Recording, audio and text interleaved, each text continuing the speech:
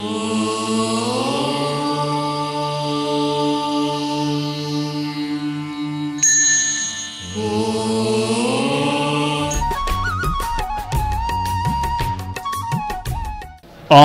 वाङ्मय में आश्रय कहा गया है, बहिया उड्ढमादाय नावकंखे कया इवि पुब्ब कम्म खयट्ठाये इमं देहम समुद्धरे। एक प्रश्न होता है,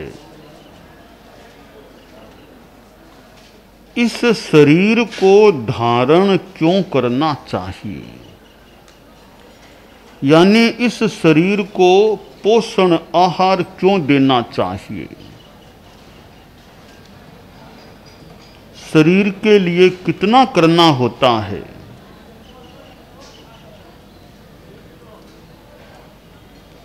आदमी पैसा कमाता है और भोजन पानी की व्यवस्था करता है, तो यह इतना आयास प्रयास शरीर के लिए क्यों करना चाहिए, शरीर को क्यों टिकाए रखना चाहिए। सुंदर समाधान शास्त्र में दिया गया। इस शरीर से एक महत्वपूर्ण काम यह हो सकता है, पूर्व कर्मों की निर्जरा, मोक्ष प्राप्ति की साधना, वह इस शरीर के द्वारा हो सकती है। और शरीर के द्वारा साधना करना है तो शरीर को टिकाए रखना भी अपेक्षित है, और शरीर को टिकाए रखना है तो उसको भाड़ा देना भी आवश्यक है, भोजन देना भी आवश्यक है। किसी नौकर से काम कराना है, मुफ्त में तो कौन काम करता है, उसको वेतन मिलेगा तो काम करेगा।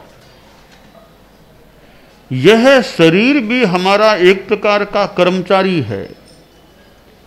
यह भी कि बिना भाड़ा काम नहीं करूंगा, भाड़ा दो काम कर दूंगा, ठीक है 10 दिन 20 दिन भले मत दो, आखिर भाड़ा देना पड़ेगा तभी मैं काम करूंगा। तो शरीर को भाड़ा देना होता है, भोजन देना होता है। ये क्षुधा ऐसी मानो कुतिया कुत्ता कुछ भी है, करत भजन में भंग, इसको रोटी नहीं मिले तो यह साधना में भजन में बाधा पैदा कर देता है। तो भजन करना है तो भोजन भी करना होता है। भूखे पेट भजन होना भी कुछ मुश्किल हो जाता है। भूखे भजन न हो ये गोपाला, ये लो कंठी ये लो माला। भूखे भजन नहीं, खाना चाहिए। तो शास्त्रकार ने बताया कि पूर्व कर्मों की निर्जरा के लिए इस शरीर को धारण करना चाहिए। साधु भी भोजन करता है। अब साधु भोजन न करे तो परिश्रम करना मुश्किल हो जाए, 15 किलोमीटर चलना भी मुश्किल हो जाए, 5 दिन 7 दिन भोजन नहीं करेगा तो चलना मुश्किल हो जाएगा, संभव है। तो भोजन देना अपेक्षित है। साधु को 6 कारणों से भोजन करने का निर्देश या विधान प्राप्त होता है। मैं सेवा कर सकूं, क्रिया समिति की ठीक साधना कर सकूं, ऐसे 6 कारणों से साधु भोजन कर सकता है। भोजन साधु भी करता है और गृहस्थ भी करता है। हम भोजन यानी आहार पर ध्यान दें कि आहार करना जरूरी है, तो आहार में संयम रखना भी अच्छा है। असंयम पूर्ण आहार तो कठिनाई पैदा करने वाला हो सकता है।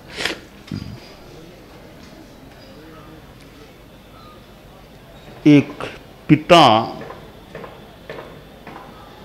काफी बीमार हो गया था और अब ज्यादा दिन निकलने मुश्किल लग रहे थे। लड़का एक ही था, एक ही बेटा पास में बैठा था।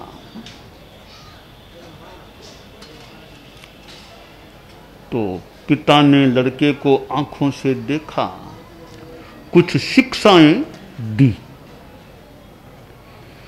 अनेक शिक्षाओं में एक शिक्षा यह दी कि बेटा हमेशा मीठा खाना, हमेशा मीठा खाना। लड़के ने शिक्षाओं को ग्रहण किया। इस शिक्षा को भी साथ में ग्रहण किया था कि पिताजी ने कहा है हमेशा मीठा खाना। 2-4 दिनों के बाद पिता का देहावसान हो गया। अंतिम संस्कार, फिर जो भी कुछ दिनों का उठावना आदि सब काम संपन्न हो गए। शोक समापन हो गया। लड़के ने ध्यान दिया कि पिताजी ने मृत्यु से कुछ दिन पहले मुझे कई शिक्षाएं दी थी, उन पर मुझे अब ध्यान देना है। उन कई शिक्षाओं में एक शिक्षा यह थी कि हमेशा मीठा खाना। तो पिताजी की शिक्षा जो मिली, जैसे लड़के ने ग्रहण किया, उसके अनुसार उसने मिठाइयाँ खाना शुरू कर दिया। बाजार से मिठाइयाँ मंगवाता, नाश्ते में भी मिठाई, मध्याह्न भोजन में भी मिठाई, शाम को भी मिठाई, तीनों समय मिठाई खाता। कुछ दिन बीते, पेट गड़बड़ा गया। दस्तें लगना, कभी उल्टी हो जाना, पेट में दर्द होना, बीमार सा हो गया। एक दिन उसका जो चाचा था, उसने सोचा रे भाई जी का देहावसान हुए कई दिन हो गए हैं, एक बार भतीजे को सबको संभाल लूं, परिवार में सब ठीक है ना। तो चाचा आया। चाचा तो माइती था परिवार का। बैठा, बातचीत की कि सब ठीक है ना, और कोई ज़रूरत हो तो बताओ, मैं तैयार हूँ सहयोग करने के लिए, तुम चिंता मत करना, भाई जी नहीं तो मैं तो हूँ ही, जो भी सहयोग होगा मैं करने को तैयार हूँ, और सब स्वास्थ्य सब ठीक है ना। तो लड़का वो बोला कि चाचा जी वो आजकल पेट की समस्या हो गई है, दस्तें, पेट में दर्द, कभी उल्टी, ऐसे कुछ शरीर भी कमजोर सा हो रहा है। तो चाचा ने कहा रे खान पान सब ठीक है ना, क्या भोजन में क्या लेते हो? तब लड़का बोला कि काका जी वो पिताजी ने मुझे कुछ दिनों पहले कई शिक्षाएं दी थी, उनमें एक शिक्षा यह थी कि हमेशा मीठा खाना। मैंने अब तीनों समय मीठा खाना शुरू कर दिया था, पेट गड़बड़ा गया है। चाचा ने सोचा कि भतीजे ने भाईजे की शिक्षा को पूरा हार्द को नहीं समझा, तात्पर्य को, शब्दों को तो पकड़ लिया, हार्द को नहीं समझा। कई बार शब्दों में तात्पर्य क्या है वो नहीं समझा जाता है तो वो कोई काम नहीं होता। तात्पर्य यानी एकदमपर्य कि बात का प्रतिपाद्य क्या है, उसको समझना अपेक्षित होता है। हमेशा मीठा खाना, कि पिताजी ने कहा था हमेशा मीठा खाना, मैंने मिठाइयां खाना शुरू कर दी है। चाचा ने कहा कुछ दिन मैं कहूं वैसे करो तुम। कहा काका जी पिताजी की शिक्षा है ना कि मीठा खाना, तो मीठा तो मैं खाऊंगा रोज। चाचा बोला ये तुम्हारे पिताजी का भाई तो मैं हूं, मैं कहूं वैसे करना कुछ दिन तुम। अब बताओ क्या करना? कि कुछ दिन एक बार आज तो लंघन करना है तुमको, कोई खाना नहीं, बस नींबू का पानी लेना है। 2-4 दिन लंघन कराया, फिर धीरे धीरे कुछ अन्न दिया। 10-12 दिन बीते, कहा लो अब ये बाजरे की रोटी खाओ, बाजरे की रोटी खाओ। वो कहावत है बाजरे की रोटी फुफड़िया का साग।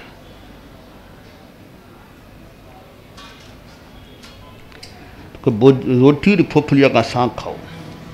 लड़के ने खाया, बहुत अच्छा लगा। बोल कैसा लगा? रोटी कैसी लगी? बहुत मीठी लगी रोटी। तो देख भाई जी ने यही कहा था तुमको, हमेशा मीठा खाना। मतलब अब देखो तुमको अच्छी भूख है, ये बाजरे की रोटी भी कितनी मीठी लग रही। कहाँ मीठी लग रही है? तो तुम्हारे पिताजी का और मेरे भाई जी का जो कथन था उसका मतलब यह है, हमेशा मीठा खाना। मीठा खाना कब होता है? अच्छी भूख लगती है तब खाना मीठा लगता है, बढ़िया लगता है।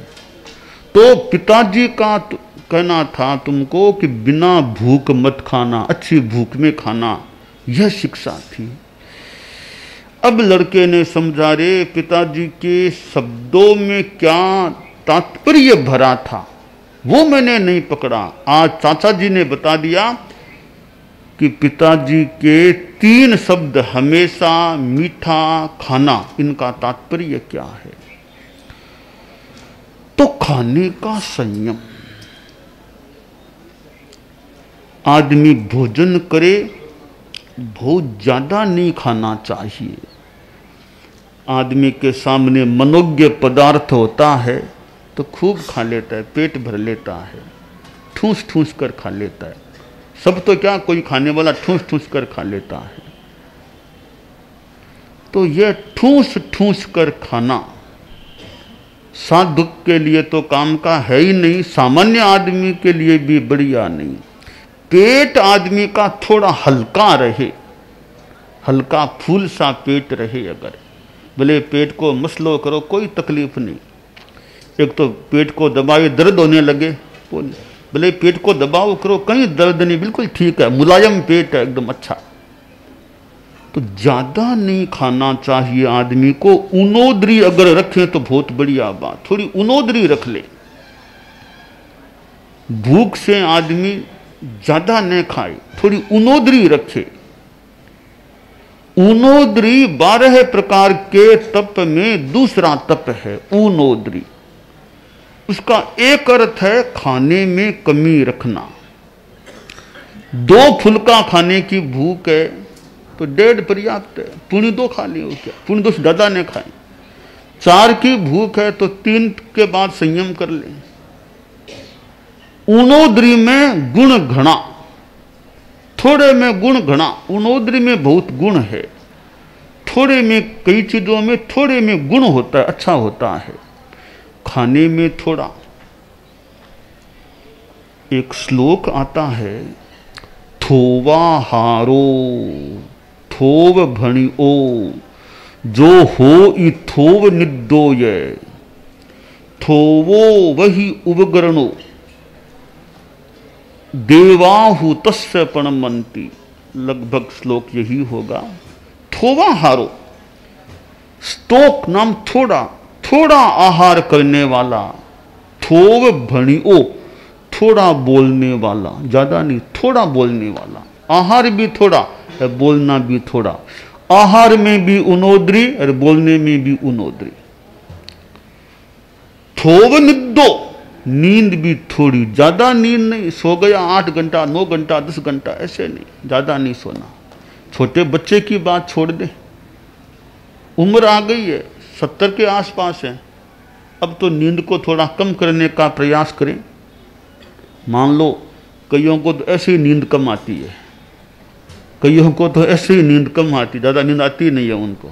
रात में कई बार नींद टूट जाती, आती नहीं है। नींद अच्छी आना वैसे स्वास्थ्य का लक्षण है, नींद अच्छी आना। परंतु अभी नींद पर्याप्त हो गई, अब सोए क्यों पड़े रहे, अब तो काम में लगे, जप करो, स्वाध्याय करो। वैसे नींद आती है, फिर भी नींद कम लेना एक साधना का प्रयोग भी है। भगवान महावीर तो कितनी कम नींद ली उन्होंने साधना काल में, कितना नींद का संयम किया। तो वे तो कहते नींद को उड़ा देते, नींद आने लगती तो थोड़ा संक्रमण करके नींद को उड़ाने का प्रयास करते। नींद में कमी रखना साधना भी है। एक तो नींद आती नहीं, वो तो कोई शरीर की समस्या हो सकती है। नींद आ सकती है फिर भी नींद कम लेना, यह साधना की बात है। तो नींद कम लेने का मतलब नींद कम लेकर साधना में समय लगाता है। थोवो वही उपकरणो, उपकरण भी थोड़े रखना, ज्यादा कपड़े नहीं, ज्यादा चीजें नहीं, कम, थोड़े थोड़ा कम में संतोष रखना। तो ना इतनी ड्रेस, इतनी चीजें, इतने लटर पटर, बहुत सारी चीजें वो नहीं, उपकरणों को थोड़ा रखना, बस सीमित उपकरण। ऐसा आदमी होता है, श्लोककार ने कहा, उसको देवता भी प्रणाम करते हैं कि कम बोलने वाला है, कम खाने वाला है, कम सोने वाला है, कम चीजें रखने वाला है। ऐसे व्यक्ति को देवता भी प्रणाम करते हैं। यह उनोदरी हो गई, खाने में उनोदरी, बोलने में उनोदरी, उपकरणों की उनोदरी, उनोदरी की चीज है। तो यह भोजन में उनोदरी, भोजन में खाने में कमी रखना और खाने में आसक्ति नहीं आए तो बढ़िया रहे। आसक्ति नहीं, अपेक्षा से खाना है, आसक्ति से नहीं। जीभ के लिए नहीं खाना, शरीर के लिए खाना है। एक आदमी जीभ को सुख देने के लिए खाए, एक शरीर की अपेक्षा से खाए। जीभ को थोड़ी देर का सुख मान लो मिल जाएगा, तो बाद में परिणाम किसको भोगना पड़ेगा? जीभ तो चली गई, खा लिया, अंदर बैठी है वो, तो उसका क्या बिगड़ा? बिगड़ेगा तो पेट का बिगड़ेगा और शरीर का बिगड़ेगा। तो यह जिह्वा अपना सुख पा लेती है, औरों के लिए मानो दुख छोड़ देती है। ऐसा नहीं करना चाहिए। आदमी को जिह्वा का संयम रखना चाहिए। जीभ के कहे नहीं खाना, पेट के कहे आदमी मान लो खाए, एक अलग बात है। जीभ के कहे कहीं ज्यादा नहीं खाना चाहिए। तो यह शरीर की स्वस्थता में जीभ का संयम रखना, जीभ को जीतना भी कुछ मुश्किल काम होता है, परंतु हमें विवेक से, चिंतन से जीभ को जीतने की दिशा में भी आगे बढ़ने का प्रयास करना चाहिए। और भोजन हमारा ऐसा कि साधना अच्छी चल सके, स्वास्थ्य भी गड़बड़ाए नहीं। स्वास्थ्यानुकूल, साधनानुकूल भोजन होता है, वह भोजन हितकर हो सकता है। तो हित भुक, मित भुक, रित भुक की बात भी आती है। साधक यह सोचे हितकर है या नहीं भोजन, मात्रा में ज्यादा नहीं खाना। रित एकदम प्रामाणिक भोजन, अच्छी कमाई, शुद्ध कमाई से प्राप्त किया भोजन है गृहस्थ का, वो रित भोजन है। अशुद्ध पैसा, बेईमानी का पैसा कमाया हुआ उसका जो भोजन है, वो भोजन भी रित नहीं, अनृत है, अशुद्ध भोजन होता है। तो यह परिश्रम से जो कमाया हुआ पैसा, नीति न्याय से कमाया हुआ पैसा, उससे जो रोटी मिलती है वो रोटी शुद्ध होती है। तो आदमी यह ध्यान दे, मेरे पेट में शुद्ध रोटी जा रही है या अशुद्ध रोटी जा रही है। आदमी न्याय नीति से 1 लाख भी कमाता है, वो पैसा गरिमापूर्ण है। अन्याय अनीति से करोड़ों भी कमा लिए, उसका महत्व नहीं, वो अन्याय का पैसा है। अन्याय का, अनीति का पैसा घर में न रहे, न्याय नीति का पैसा घर में है तो वो शुद्ध पैसा घर में है।